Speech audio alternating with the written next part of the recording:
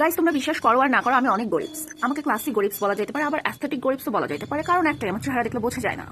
আমি পকেটে 2 টাকা নিয়ে অনলাইনে জামা পছন্দ করে বেড়াই। ইভেন সেটা জাতা জামা না, সেই জামার দাম 15,000 টাকার উপরে হয়। ইভেন আমি শুধু জামার দাম জিজ্ঞেস করি না, আমি অ্যাড্রেস, ম্যাটেরিয়াল সব জিজ্ঞেস করি, লাইক আমি জামাটা পারচেস করতেছি। আমাদেরকে দেখতে বড়লোকস লাগে, লাভ নাই ভাই। আমাদের চালচলনই গরিবসের মতো। আমরা দেশে গরিবস না, আমরা খানদানি গরিবস। আমরা হোটেলে গেলে টিস্যু ভর্তি করে মৌরি চুরি করে নিয়ে আসি।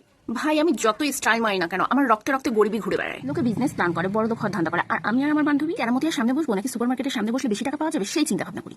লোকে রিগ্রেট করে লাইফ নিয়ে, আর আমরা রিগ্রেট করি 700 টাকা বিল দিয়ে খাই আসলাম, 5% আবার ভ্যাট নিল। বড় লোকসরা কি করে, পার্টিতে গেলে দামি গিফট নিয়ে যায়। হ্যাঁ, অনেক সময় ওরা বুকেও নিয়ে যায়, কিন্তু সেটা অনেক দামি। আর আমরা গরিবসরা কি করি, সুপ সেট, বাটি সেট, গ্যালাস সেট, বিছানার চাদর নিয়ে যাই, গুষ্টি শুদ্ধে খাই দায় আসি। গরিবস আমরা গরিবস। আমরা নিজেদের পকেটের টাকা খরচ করে খাওয়ার থেকে অন্যের পকেটের টাকা খরচ করে খাইতে বেশি ভালোবাসি। মাঝে মাঝে তো আমাদের এমবি কেনারও টাকা থাকে না, আমরা ফ্রি ফেসবুক চালাই আর রিকোয়েস্ট করে বেড়াই, ভয়েস মেসেজ দিস না, আমার এমবি নাই, কি ছবি দিলি একটু বল না।